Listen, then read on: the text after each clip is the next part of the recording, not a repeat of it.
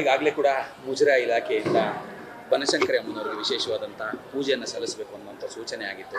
ತಾವು ಕೂಡ ಈಗಾಗಲೇ ವಿಶೇಷವಾಗಿ ನೌಕಾಸೇನೆ, ಭೂಸೇನೆ, ವಾಯುಸೇನೆಯ ಒಂದು ಯೋಧರ ಹೆಸರಲ್ಲಿ ಕುಂಕುಮಾರ್ಚನೆ, ಪೂಜಾ ಕೈಂಕರ್ಯಗಳನ್ನು ಮಾಡಿದ್ರಿ. ಏನು ಪ್ರಾರ್ಥನೆಯನ್ನು ಸಲ್ಲಿಸಿದ್ರಿ ಮತ್ತು ಏನೇನೆಲ್ಲ ಪೂಜೆಗಳಿದ್ದವು ದೇವಾಲಯದಲ್ಲಿ? ಕರ್ನಾಟಕ ಸರ್ಕಾರ ಆದೇಶದ ಮೇರೆಗೆ ಇಂದು ಬೆಳಗ್ಗೆ 5:15ಕ್ಕೆ ಬಾಗಿಲನ್ನು ತೆಗೆದಿದ್ದೇವೆ. ಸೈನಿಕರ ಹೆಸರಿನಲ್ಲಿ ಅಮ್ಮನವರಿಗೆ ವಿಶೇಷವಾದಂಥ ಪಂಚಾಮೃತಾಭಿಷೇಕ, ರುದ್ರಾಭಿಷೇಕ ನೆರವೇರಿಸಲಾಯಿತು. ಅದಾದ ನಂತರ ಮಹಾಮಂಗಳಾರತಿ ನೆರವೇರಿಸಲಾಯಿತು. ಸೈನಿಕರಿಗೆ ಒಳ್ಳೆಯದಾಗಲಿ, ಯಶಸ್ಸು ಸಿಗಲಿ, ಧೈರ್ಯ ತುಂಬಲಿ ಅಂತ ಅಮ್ಮನವರಲ್ಲಿ ಪ್ರಾರ್ಥನೆ ಮಾಡಿ ಸಂಕಲ್ಪ ಮಾಡಿ ಅಮ್ಮನವರಿಗೆ ವಿಶೇಷ ಪೂಜೆಯನ್ನು ಸಲ್ಲಿಸಲಾಗಿದೆ. ಏನು ಹೇಳ್ತೀರಾ?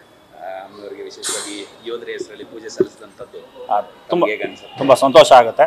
ಅವರ ಧೈರ್ಯ ಸಾಹಸಕ್ಕೆ ಮೆಚ್ಚಲೇಬೇಕು ನಾವೆಲ್ಲ. ನಾವೇನು ಪ್ರಾರ್ಥನೆ ಸಲ್ಲಿಸಿದ್ರಿ ತಾಯಿ ಹತ್ರ?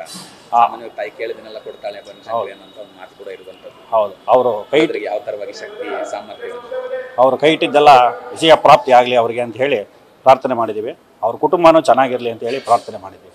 ನಿಮ್ಮ ಹೆಸರು, ನಿಮ್ಮ ಡೆಸಿಗ್ನೇಷನ್? ನಮ್ಮ ಹೆಸರು ಚಂದ್ರಮೋಹನ್ ಅಂತ, ಪ್ರಧಾನ ಅರ್ಚಕರಾಗಿದ್ದೀವಿ. ನ್ಯೂಸ್ ಫಸ್ಟ್, ನಿರ್ಭೀತಿಯಿಂದ ನಿಮ್ಮ ಪರವಾಗಿ.